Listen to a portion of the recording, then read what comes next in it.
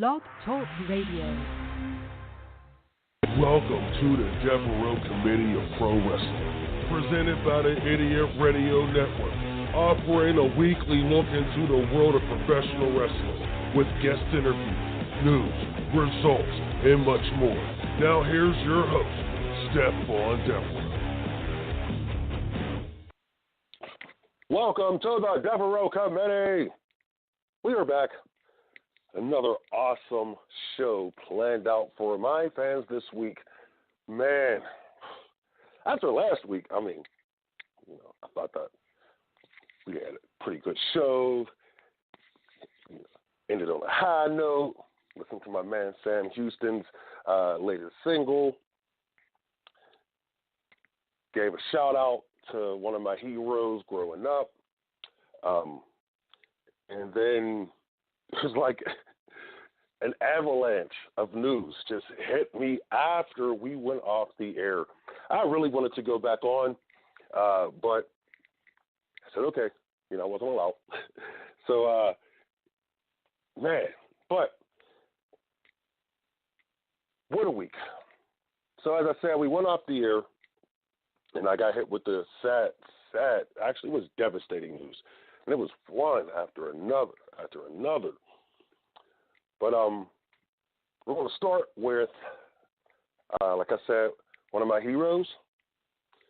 And it was just so funny, because I was just saying last week, man, congratulations, he's still fighting. But lost my man, Brickhouse Brown. That was devastating, and then I had to wait a minute first because here was the thing, when he went on Sunday, it took a second to just let that sink in because there was rumors that went around a few weeks before said he was gone, and the dude kicked out at 2.5. They said 2 3/4, and he went on Facebook, put some pictures up, and so we was feeling good. But then did my digging and found out, this time it was true. So, it was okay. It was a little salty because, like I said, he was a hero. And I got to interview Brickhouse last year. You can check out the Devereux Committee archives, which is on Spotify, iTunes, wherever you want to check it out at. It was devastating. That's pretty much what I'm going to say about that. We're going to miss him. And, man. So fast forward about an hour later, 2 tops maybe. Some other rumors were going around that the son of Jerry the King Lawler, Brian Christopher. Memphis took a beating this week. Let's be real. Memphis took a beating this week. Brickhouse, Brian, man. Memphis took a beating this week. And I won't get into the reports, how he died and so forth, because that's none of my business. I've talked off the air about this to plenty of people, and I'm going to leave my opinions off the air concerning Brian Christopher because it's not my place. Jerry Lawler's dealing with something really heartbreaking right now that no parent should ever have to deal with. And we'll leave it at that. But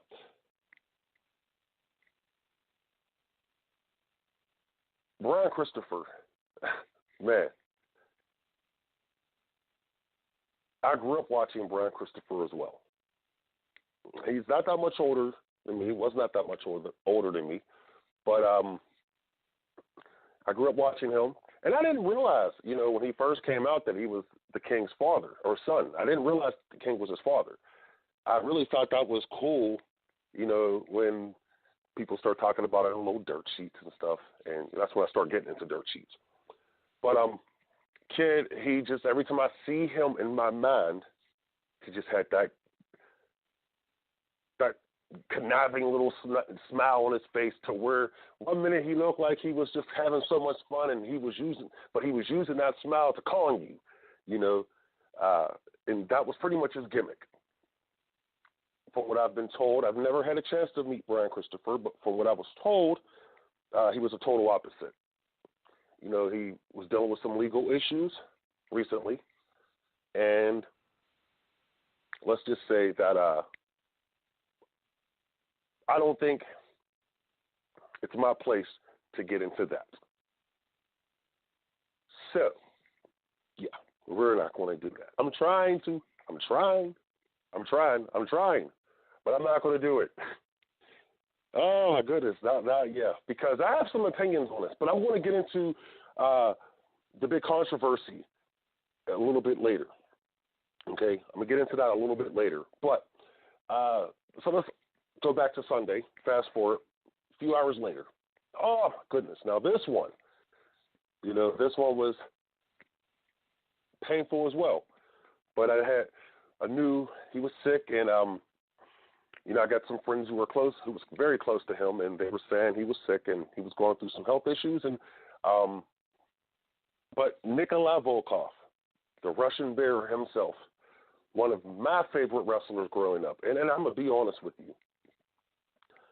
Now, I debated on playing Nikolai Volkoff singing, the Soviet Union's national anthem years, when he used to do this, stand in the middle of the ring with Iron Sheik.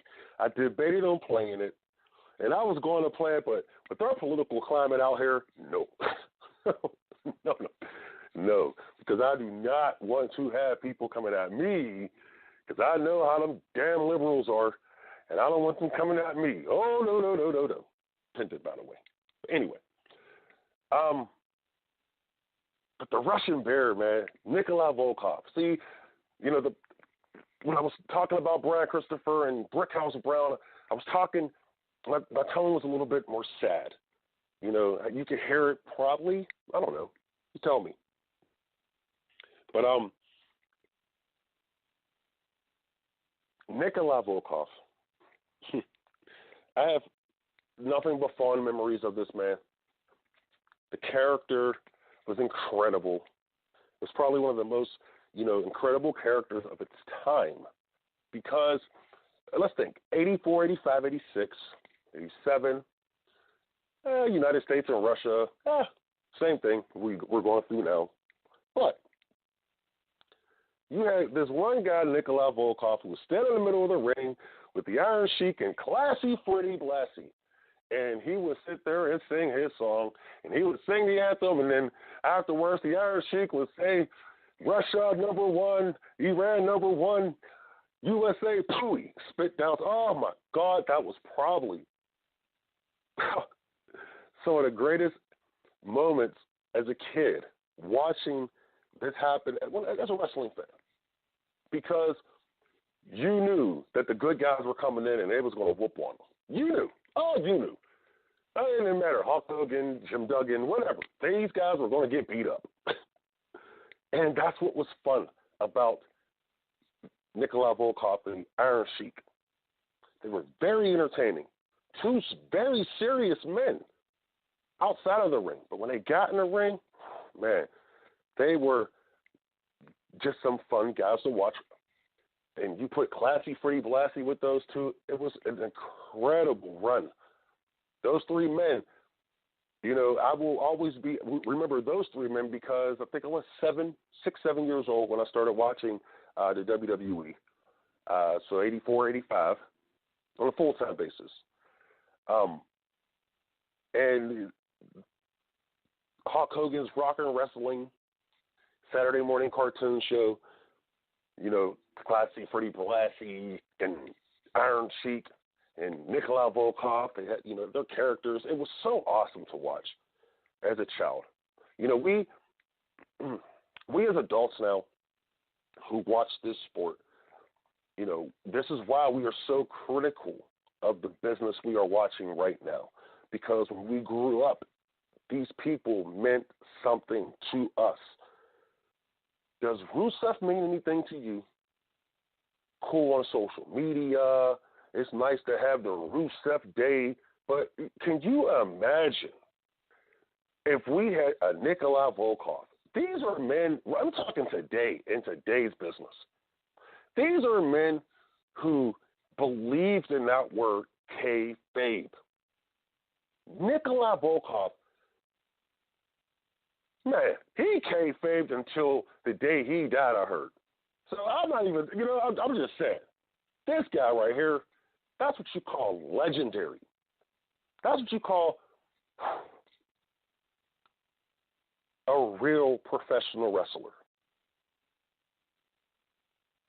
A real professional wrestler. Not these damn guys you see now, these indie guys who do nothing but talk to each other on social media. Hey, man, I had a great match. Hey, yeah, it was a great match. These guys are just talking. They're talking to each other. They just beat the hell out of each other in the middle of the ring for over a half hour, maybe, 10 minutes, sorry. And now they're talking about it on social media. Like, they're just the best of friends. Why? Because they sometimes are the best of friends, but let's be real. They have no understanding of the word kayfabe. They have no understanding of selling a gimmick, selling a character. See, the problem with these wrestlers today compared to the older guys like a Nikolai Volkoff, like a Brickhouse Brown, and I'll even go Brian Christopher to an extent because he was taught this business, okay? But the difference between these guys now and those guys is that they made you care about them. Let me repeat that. They made you care about them. You know how I know this for a fact? Because when these men passed last Sunday, the wrestling business shut down.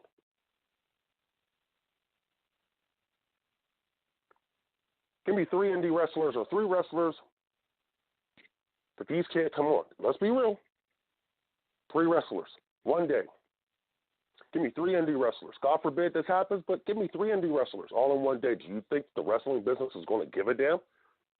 No. Why? Because they don't give a damn about these guys. Unlike the guys we grew up with.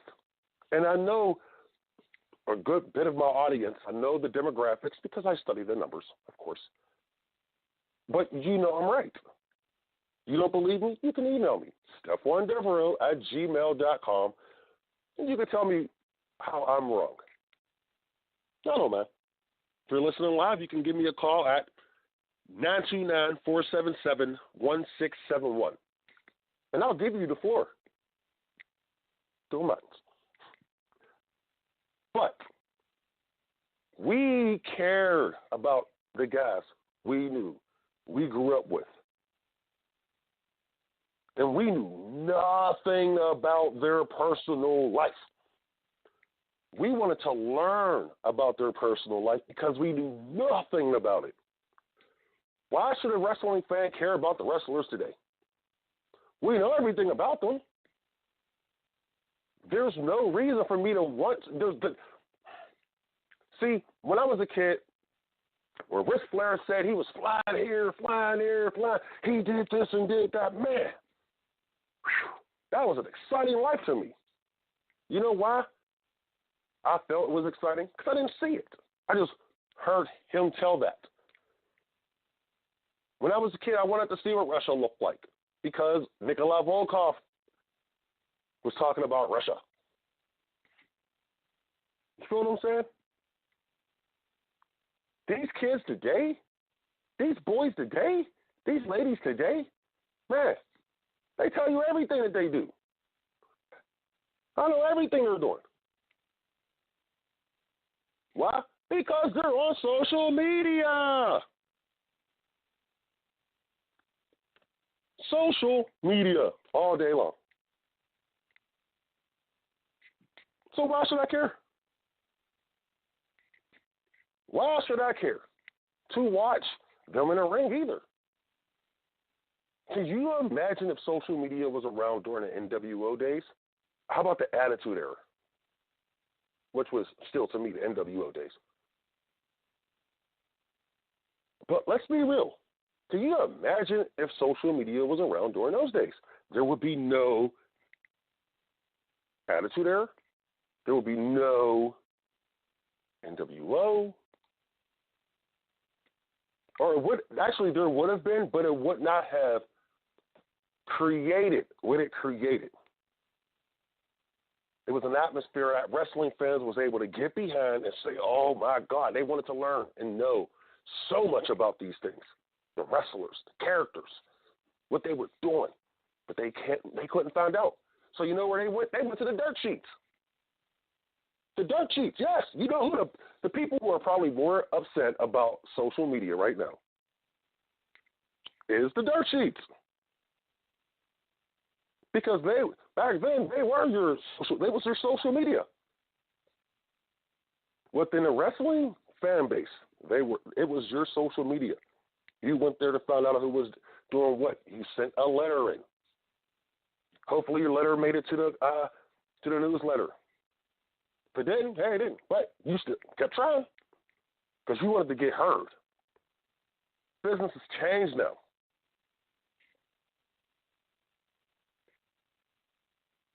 At the time, the fans think they're the stars now. This would have never went down in the days of Nikolai Volkoff and the Iron Sheik. Never. Never. Can you imagine, and I'm really not a big fan of his because, you know, of his history outside of the ring, but can you imagine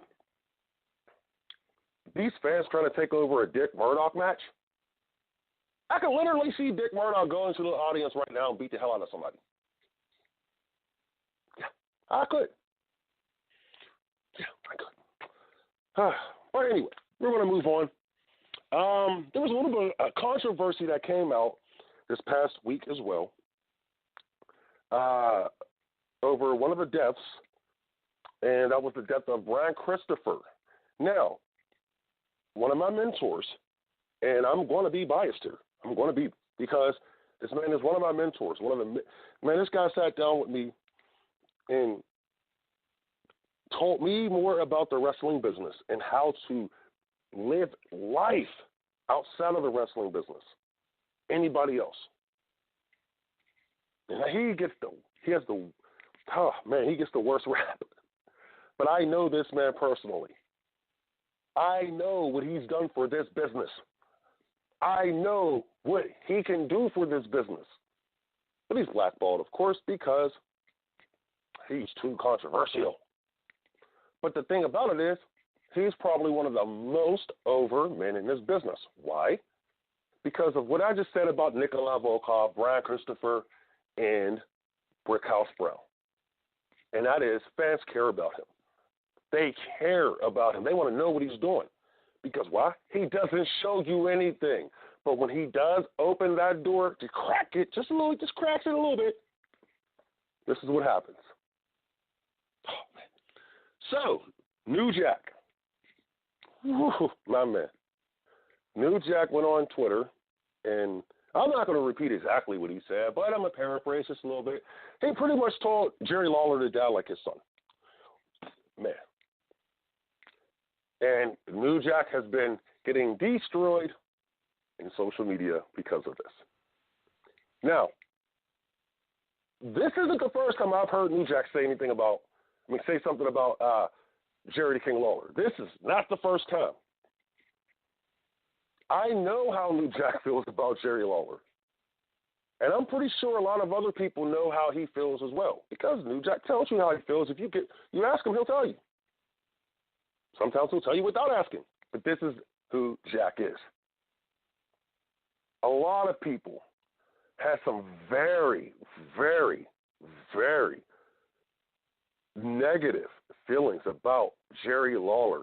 You can go online or go on YouTube and search it. It's not hard. It's not hard.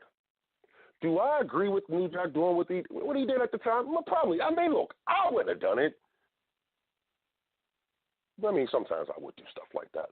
But see, the thing is, people don't understand when you have a personal beef with somebody, they don't give a damn. And New Jack is a person who just don't give a damn anyway, because that's how he lives his life. This man is taking more bumps than a lot of these guys I've seen, and he's still here to this day. His body's taking a beating. He's still here to this day. He came up in a time where the Attitude Era, NWO, they was taking pieces of what he was a part of and putting it into their shows. Why? Because he was one of those people who was out there doing it, putting that place on the map. And that place is called ECW. I'm not going to sit on here and disrespect my mentor, just like I won't disrespect Jerry the King Lawler. But I just want people to understand something. Just because someone has a beef with somebody doesn't mean it's your place to start jumping on this man. If you don't like New Jack, then just let it go. Leave him alone. But here's what I say. The guy is accessible. If you got beef with him, I'm pretty sure he'll have a conversation with you and tell you his point. You may not agree with it, but he's one of the few people who would actually do that. And that's why I respect him so much. I love the man. I'm sorry for what happened to the Lawler family.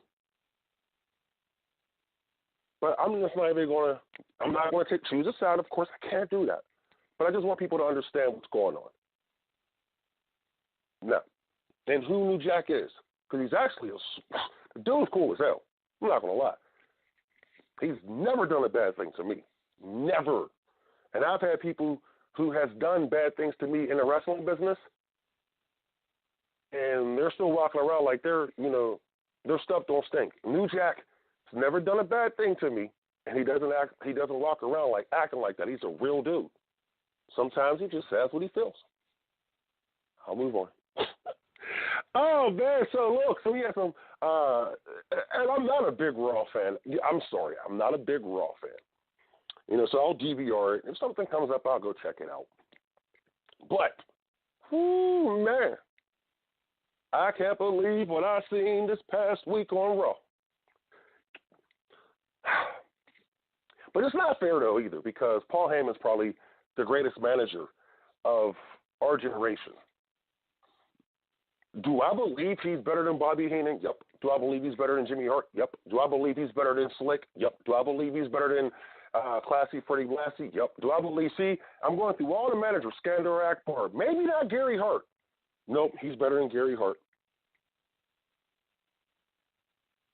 So when I say what I'm about to say, I just hope that they do this.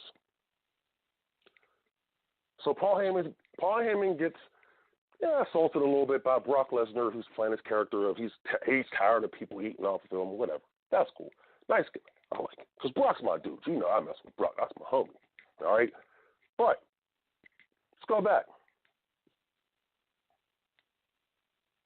So now, I think I was trying to talk last season, about the evolution of Roman Reigns.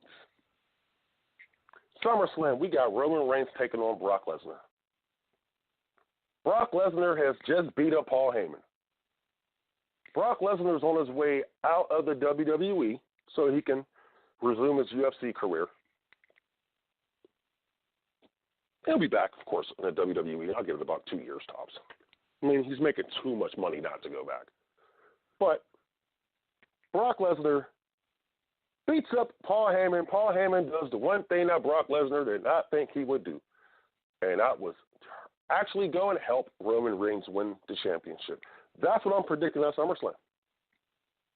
I am predicting Paul Heyman is going to assist Roman Reigns in becoming the Universal Champion, and this will turn Roman Reigns heel, and this will make Roman Reigns the biggest star in professional wrestling for the next 2 years.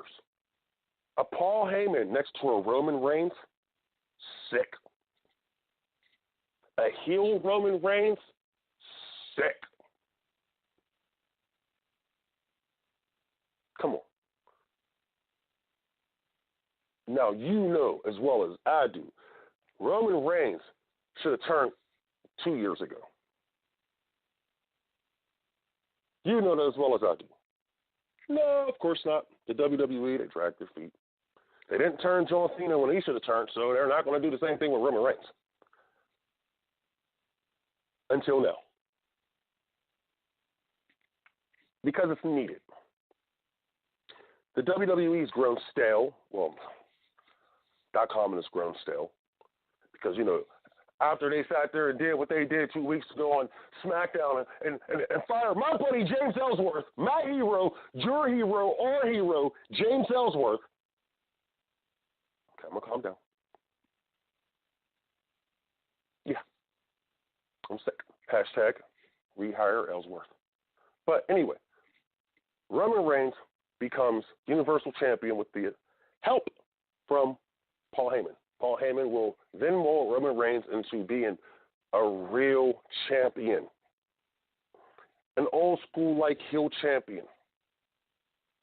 With Paul Heyman as the mouthpiece. Money. You can't do nothing with that. But make money. Oh, that's just money. Okay, so we're going to move on to some more money here real quick because I'm a little upset because somebody cost me a couple dollars, but guess what? My plan has always worked, Mr. Matt Bish. So at September 1st, I will be at the Collier Volunteer Fire Department in Uniontown, and I will confront you, Matt Bish, for what you did to me this past Friday. Man, that was just cold-blooded, bro. So it's cool. It's cool. But I will be in Uniontown, September 1st, call your volunteer fire department, and I will confront Matt Bish, and I think I'm going to go off on him. Really, I don't think I have any other choice but to go off on him. So what I would like for you to do is stay tuned to the show for the next few weeks, and I'll keep you updated on that. But don't forget, September 1st, call your volunteer fire department in Uniontown, Pennsylvania. Now, I'm about to go off it. I'm about to be done because it's a Saturday, or excuse me, it's a Sunday, and it's going to be relaxation day. And I think I'm going to watch some wrestling on YouTube because I kind of get caught up in it. But I do want to debut my new song, which is This Love We Breed. And I want to thank you for joining us this week here on the Devereux Committee. And we'll see you next week. Thanks, fans.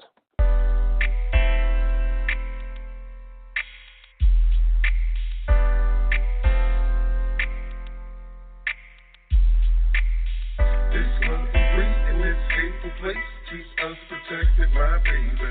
Tell these haters to kick rocks, cause we're going, no stop. This love we breathe in this hateful place, keep us protected, my baby.